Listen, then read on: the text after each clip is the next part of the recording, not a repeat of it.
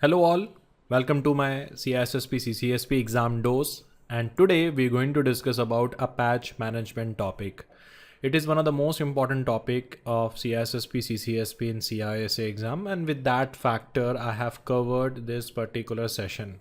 Along with this session there is a two bonus question on the last part of the session, so which basically give you visibility about what is patch management, which is also I called as a coffee with Prab. My name is Prab Nair. For more information, you can refer my LinkedIn profile. Thank you. So let's start the first part. What is patch management? Patch management is the process that helps acquire, test, and install the multiple patches on the existing application and software tools. It is basically an essential part of the configuration and change management because any kind of a deployment need to be done through a patches. It need to raise the request first, and we need to request for the change, and all changes are basically driven, and by that only we can deploy the patches. And once you basically deploy the patches, you have to document that will be lead to an outcome of the configuration management process. That is why patch management is an essential part of the configuration and change management. So what is the main objective of the patch management? So the main objective of the patch management is, because this is always create a confusions, in the mind of the aspirant. So main objective is to create a consistent configured environment that is basically secure against known vulnerabilities. See, patch management cannot be used against the zero-day attacks. So we only able to address the known vulnerabilities only. So we discover the vulnerability, we assess the patch, and according to that we basically deploy the patches. And by the patch management we can also bring the uniformity of the patch standard across the organization. If we have a 400 systems and all the 400 systems are basically required the same patch, then by deploying the same patch across the 400 system, we are basically building a secure configuration, and by this we are building a uniformity in their conditions requirement. That is why we saying a main objective of the patch management program is to create a consistently configured environment that is secure against known vulnerability in the operating system and application software. So how it works, I tried to draw my the patch management process, whatever I understood. Ignore this drawing, it is just a small efforts which I tried in my slides. So here we have a system A, here we have a system B, here we have a system C. These systems are basically part of the enterprise setup. Okay, now if you don't have a patch management server, example, the systems need to download the patches, the systems downloading all the updates from all the respective vendor. Now what happen is, when they basically deploying all kind of an updates directly from the vendor, sometime some wrong patches can able to corrupt the system also, because the user is not very mature toward the security and the IT management practice. You cannot expect from an accounts guy, or you cannot expect from the operation guy. I'm not talking about the IT operation, I'm talking about the service operation or basic operational guy. I'm not expecting from him to verify the patch and then download in a secure manner. So when they basically click on auto updates, they directly download the random patches in the system, which can later on slow down the performance or corrupt the system also. So to bring the uniformity, we basically introduce this patch management server. Now in the patch management server, what happened is, IBM and Microsoft basically providing the patches and everything to the patch management server, and offline or locally, after analyzing all kind of a security impact, they basically deploy the patches in all the systems. Instead of we connecting all these user to the IBM and all that, WSUS server and other servers are there which we used in the Microsoft. If you take example of Microsoft, we have a WSUS server by which we can able to deploy the updates in the production environment. So we have a step-by-step process that we need to understand from the exam point of view of the patch management process. So first step is basically called as a notification. Now what is notification here? So A basically request for an update. So patch management server basically receive the notification of the required updates, and patch management server also receive a notification from the respective vendors. So that is basically called as a notification. The second step is basically called as a applicability. See, When we basically receive a notification, or we basically receive the RFC request for a change because they want to deploy some kind of a patches. So we basically perform the risk impact analysis. Risk impact analysis. Okay, so we have a risk based decisions which is required to determine the necessity of the patching the problem. Is it clear? So that is basically we do in the applicability stage. So when PMS basically receive the notifications and all that, they basically do the risk assessment of the system. They do the BIA of the system to understand the level of risk that is required in the system. It is there in the system, and what is the need of the patch. Once we done with the risk assessment of that particular requirement, then we also determine the impact. Now in the impact stage, there are some factors we need to consider. Okay, is the system likely to be exposed to a threat which may exploit the vulnerability? Will the special privilege be required for the vulnerability to be exploited? Can the vulnerability be used to gain administrative privilege on the target? How easy it can be to exploit the vulnerability? So these kind of questions we basically consider toward the PMS server when we're talking about determine the impact. But there is a role of a security professional, and when it comes to role of a security professional, it is the role of a CISSP. So security professional is expected to be evaluate the level of risk and determine if and when suitable patch should be applied. And upon determine the level of potential exposure, security practitioner will basically consult with the management and the owner of the system to determine the course of action, a chosen course of action. So here what happens, security professional contact the data owner, or he will basically contact the system owner to understand the necessity of the patch, and according to that he will deploy. Because if we basically receiving 1,000 requests, it is not possible for me to respond to all 1,000 requests. Okay, so that is why we basically doing a risk impact analysis.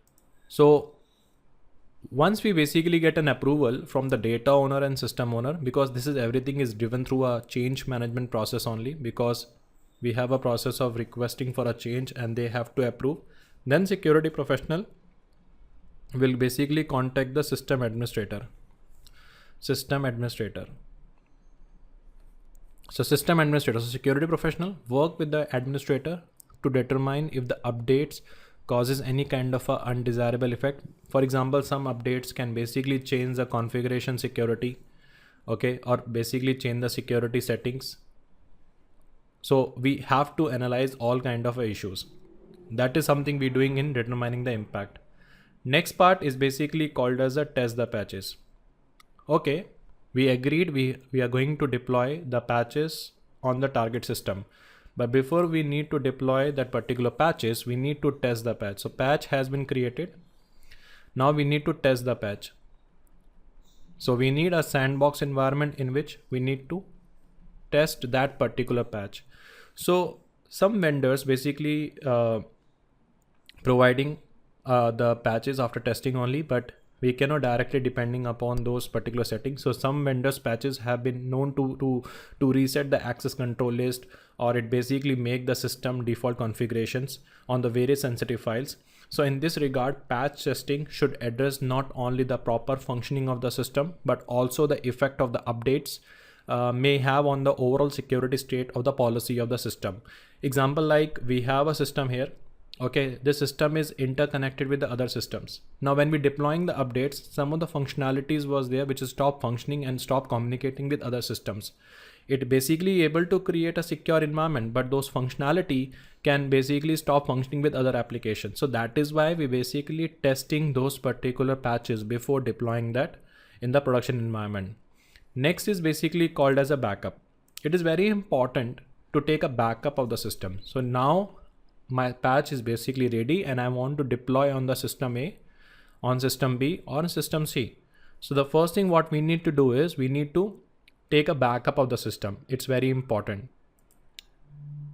So it is very important to take a backup of the system. So once the updated is basically update has been tested and residual issues has been addressed, there should be a schedule. Okay, we have to follow some kind of a schedule.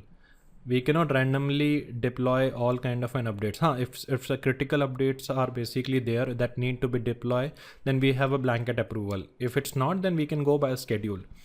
So weekend schedule is there. Okay, non-business hours are there. these kind of activity we need to consider. So schedule should be established for a system deployment. It's very important that user be notified for the system update. So here the PMS administrator will notify all the required system administrator and users. You know, sometimes you also receive an email or messages, we have an annual downtime and all that. So once we basically, you know, this it is important the user be notified of a system updates prior to deployment, and this way if an unanticipated errors are basically occurs, it can be correctly and it can be corrected more readily. Okay, so when possible, it is best to schedule those updates during a period of low productivity such as evening or weekend, and again this is primarily accomplished to accommodate any kind of unforeseen system crashes. Okay, one more important thing is that prior to deploying any kind of an updates to the production server, make a full system backups. In the event of a system crash due to updates, server and data can be recovered without significant loss of data. And additionally, if the updates involve the proprietary code, it will be beneficiary to provide the copy of a server or the application image to the media librarian. One more important thing, if it's a mainframe servers we have, so we basically deploy all the updates in a stages. Okay, deploy updates in a stages. So we basically schedule first stage, second stage, third stage in one go. It should not be need to be deployed. Okay, so after the deployment, it is necessary to confirm the updates are deployed to all the appropriate machines, and system management tool and vulnerability scanner can be used again to automate the vulnerabilities and all that. We also perform which kind of a testing, regression testing, to make sure the patch has basically addressed all the error correctly. We also use the previous error as a test case and again perform a regression testing on the system to make sure the patch has addressed the previous error correctly. So all those things will be done during a taking backup. The next part is basically apply the patches. We apply the patch and then we basically validate the installation whether it met the user objective. We continually checking the network until every network component schedule for the change has been validated. We redeploy the updates as necessary until system receive the updates. And finally, we basically receive the user feedback, everything is okay. And last, prepare for rollback if any error is there. And last part is basically called as a document. The last step in the patch management process is to document that particular change. So here we basically involve the change management again. Here we involve the configuration management again. So this basically provide a record of what was accomplished, a degree of success and issues which we have discovered. And the documentation should also conducted when decisions are basically made not to patch the system. The reason of a decisions and approving authority should be recorded because this basically serves the dual purpose of providing an external auditor with the evidence that organization is practicing due diligence regarding a system maintenance and imparting a history of uniqueness within the system. So that is why we are following this entire activity. Documentation play a very important role because that basically used to validate what are the activities we did, because these are my due care and document is basically part of my due diligence. Whether we did our duty correctly and all that, it is always validated through a document only. Next part, I'm taking one example of a ICS, and with the help of that, I'm trying to give you the good visibility how the patch management work in the real world. I have taken this diagram from the us.cisa and that's why I have mentioned as a credits. So here what happened is the first thing is we have a continuous operation. So this flow chart show the basic decision process in determining the urgency to the patch.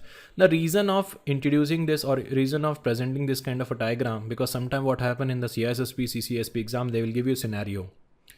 They will add some risk word, they add some threat word, and there the student get confused. So now we're trying to map the risk management, incident management and patch management process together, which was basically missing in the Sybex and other book. So I tried my best efforts to bring all those content in this particular series. And again, this series, this video, whatever I'm doing, it is completely based on the feedback of the participant. So here what happened is we have a system operation. So this flow chart basically show the basic decision process in determining the urgency to pass the ICS. It's a documented process. Why we need a document process? By which we can able to monitor the new exploits and vulnerability. So we basically continue our particular system. Okay, when vulnerability and patch has been identified, Okay, the asset owner should determine if it affect any ISIS operation. So we just checking whether it affect any kind of ISIS operation. If yes, if it affects, then what is a workaround? If no, we can basically continue the operation. Okay. If it does affect one or more system, then workaround is there. Workaround or alternate action should be considered. Okay. If workaround is basically found, the patch should be evaluated and scheduled as a part of a regular patch cycle. And if there are no workaround, the patch review team will have to analyze the risk associated with the patch. So here we have analyze risk. Okay, where we're trying to identify the impact, exposure, deployment, simplicity, and also try to understand the impact of the business need for the operation. The factors that are considered in analyzing that is key element of vulnerability footprint, which measure against the potential impact to the business operation. If the risk is high, then immediate patch may required. If there are strong business constraint or operational concerns are related to implementing a patch at a specific time, then it may be necessary to hold off or patching the systems until the scheduled maintenance window is there. If there is no risk, we basically immediately patch the system, and routinely we follow the scheduled patches, and finally we document the change. So this is the step-by-step process. So summary is very important. When vulnerability and patch has been identified, asset owner determine whether it can have any kind of effect. If yes, then what is a workaround time? Okay, if workaround time is no there, then we need to understand the operational risk by analyzing those risks to understand the vulnerability footprint and impact on the business. If no, then patch immediately. If yes, then we basically schedule the patch, and according to that we document that particular patch management process. Now we using this word workaround time multiple times. What is that? If workaround solutions are not available immediately, then what we need to do? So create a backup. So whenever possible, create a backup, archive, and verify the integrity by deploying it on a standby system if work solutions is not available. I'm talking about the patch here. Okay. Then second step is, the second thing what you can do is create a checklist procedure for a patch activity. So test the patch on a standby system for operational functionality and compatibility with other resident applications. Test the patch standby system, which we discussed. Swap the patches standby system into the production. So swap the patch standby system into production and keep the previous unpatched production system as a standby for the emergency patch, because sometimes what happen when you deploy the patches, it worked perfectly in the testing environment, but it failed miserably in the production. So make sure we should have a backup of the systems. Closely monitor the patch production system. Yes, closely monitor the patch production system for any kind of issues. Okay, not identified during a testing. Then patch the standby system after the confidence is established with the production unit, and update software configuration management plan and related records. So these are the parameters we need to consider when work solutions are not available. So let's have a coffee with Prab. So exam point, sorry, there's a last point is also there. I'm sorry for that, which you need to consider. Now what happened is you receive a multiple updates. Okay, you're receiving a multiple request. So here what happened? This is the exam point. So it's very important for us to understand. So we have a system A, we have a system B, we have a system C, we have a system D. Same like we have a 400 systems in the organization. Now what happened is when these 400 systems basically sending a request for patch and everything, so it is not possible for me to patch all the system on the same time. So most important thing is that we need a patch prioritization. Okay, so patch cycle must exist that guide the normal application of the patches and updates to the system. So we need to prioritize based on the risk impact analysis, and then once we basically prioritize, define the schedule. So second is scheduling plan, deal with the more critical security and functionality patches and updates. So this plan helps the organization deal with prioritizing and scheduling the updates that must be deployed more immediately by the nature. But yes, risk impact analysis we need to perform, by which we need to prioritize this particular patch. Another important thing is called as a patch testing. It does not make sense if you're downloading a directly patch from the trusted vendor and deploy directly in the production. We need to also perform the patch testing. So why are we doing this? Because first component of a patch testing is to verify the patch source and integrity. Okay, source integrity, which is also called as a authenticity. but it does not give me any kind of visibility whether the patch is basically have any kind of a bug. It only give me visibility about the patch has been downloaded directly from the trusted website. We also use a code signatures and all that. So this step helps to ensure updates is valid and has not been maliciously or accidentally altered. So digital signatures or some form of checksum or integrity verification should be a component of the patch management that need to be considered. And once the patch has been determined valid, it is typically placed in the test environment. While the perfect test environment will be a mirror production as closely as possible. So it is important at least account for the majority of a critical application and supported operational platforms in your patch testing infrastructure is required. Rollouts all the parameters if it required the immediate updates based on the performance of the stages or the patch deployment process. The entire environment will be updated and the testing process can be considered finished with the completion of the final acceptance testing. So from the exam point of view, you need to remember two things. First, prioritization of the patch, and second is once you basically shortlist the patch need to be deployed, we first test that particular patch. So let's have a coffee with Prab. Oh, where's the question? Where is the question? What is the most effective practice we can use to verify the patch authenticity? What is the keyword? Most is always used for outcome. Effective practice. What is the scope of the question? Verify the patch authenticity. That is the problem of the question. You are a security consultant. You need to answer. Hashing of the patch. Yes, it basically give me the integrity. Download the patch from a vendor website, but how it basically give me the verification, because question talking about the verify the patch authenticity. Verify the code signature. We can park this option and download the patch from the trusted vendor. Again, how you basically verify that particular patch? Might be someone has basically someone has basically performed some kind of a DNS poisoning and all that and redirect the trusted vendor website to some other website. So 2 and 4 is removed. 1 is basically covered in the 3. So verify by the code design or code signature. So by code design and code signature, we can able to verify the code authenticity. That is where the answer is basically C, which is called as a 3. The second thing is basically called as a, oh, again question is missing. What are the options we have? Make a certain that full system backup, download the patch from the vendor website, deploy updates in a stages, confirm the updates to meet the user objective. Okay. What is the question? Question might be talking about deployment of the patch. What is the most effective practice we need to consider prior to deploying updates to the production server? Okay. Again, the word is most is there. Effective practice they're talking about, but what is the scope of the question? Prior to deploying updates. It means they are in a stage of deploying the updates. Make a certain full system backup. That is true. Download patch does not make sense with pre-ordering updates. So this is removed. Deploy update in a stages, that will become that is basically you will decide we can park this particular option. Confirm the update meet the user objective. This will become after deploying the patch. So this is removed. So 3 is there and 1 is there.